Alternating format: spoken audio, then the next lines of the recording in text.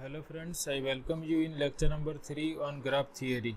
In this lecture also we are going to continue with basic terminology of graph theory. And in this lecture we will discuss about degree of a vertex in a graph. So we are going to discuss the concept of degree of vertex for undirected graph and for directed graph separately. In this lecture we will talk about the degree of a vertex in an undirected graph. So before going for that definition of degree of a vertex, first we recall that if we have an edge connecting two vertices, say u and v, in an undirected graph, then we say that that edge, suppose I denote the edge by small x is an edge containing u and v vertices, then we say that this edge x is incident with vertices u and v. If x is an edge connecting two vertices u and v, then we use this word x is incident with u and v. So using this word or this definition that edge is incident with vertices, we are going to define degree of a vertex. So degree of a vertex means the number of edges which are incident with that vertex.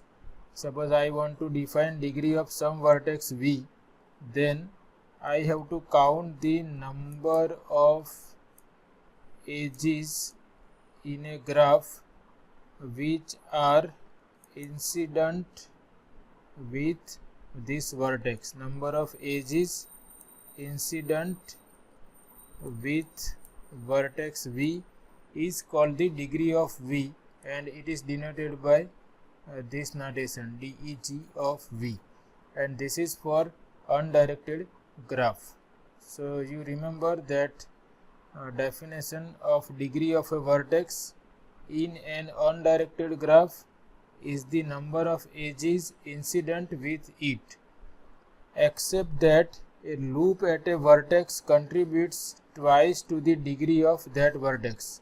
We will count loop 2 times whenever we are talking about degree of a vertex. So if there is a loop, then we will consider this loop as 2 edges while we are talking about the degree of a vertex.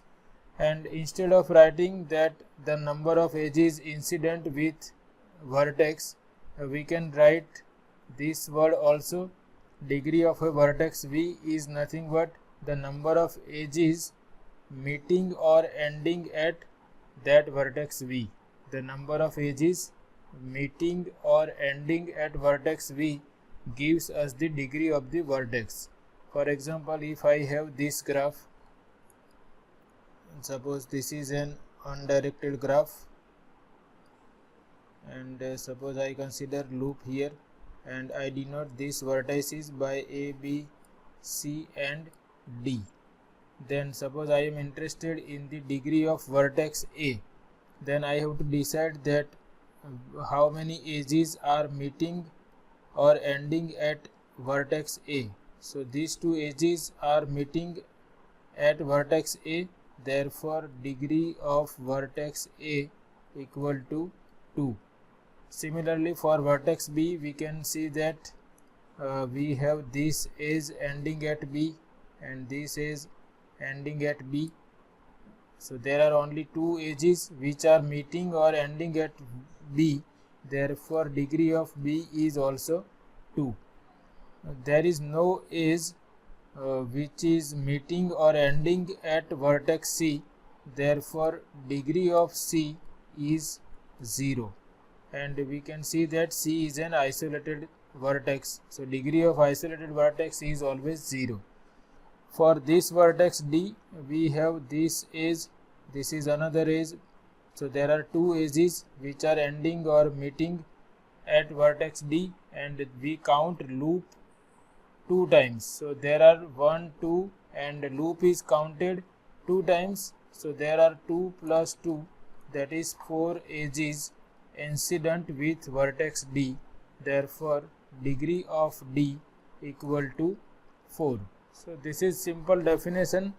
Degree of a vertex in an undirected graph is the number of edges incident with that vertex. And if you are not comfortable with this word, then you can use this number of edges meeting or ending at vertex V is equal to degree of vertex. Now because we have an undirected graph, we consider these two edges either ending at vertex A, or we can consider them as edges meeting at vertex A. They will be the same in the number. So either we consider number of edges meeting at vertex V or the number of edges ending at vertex V, we will get the degree of vertex in an undirected graph. For directed graph we will discuss in upcoming lecture. So here I have taken two graphs and we will find out the degree of each vertex in these two graphs. First we talk about graph G.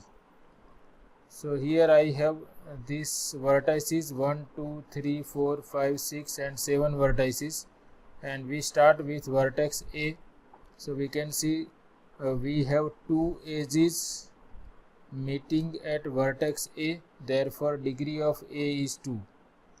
For vertex B we can count, this is one edge, second edge, third and fourth. So there are 4 edges ending or meeting at vertex B, therefore degree of B is 4. So we have to be careful. This is from B, this is from B, this is also from B and this is also from B. So there are 4 edges meeting or ending at B, or there are 4 edges incident with vertex B, therefore degree of B is 4.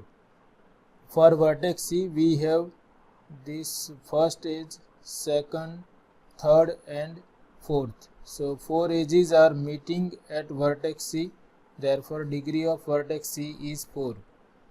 For vertex D we have only one edge ending at D or meeting at D, therefore degree of vertex D is 1. Let me redraw this. Then for vertex E, again we have to count. This is 1 is 2, 3, that is degree of vertex E is 3. For vertex F we have 1, 2, 3 and 4 edges meeting at vertex F, degree of F therefore is 4. For vertex G there is no edge meeting or ending at vertex G, therefore degree of G is 0, that is G is an isolated vertex.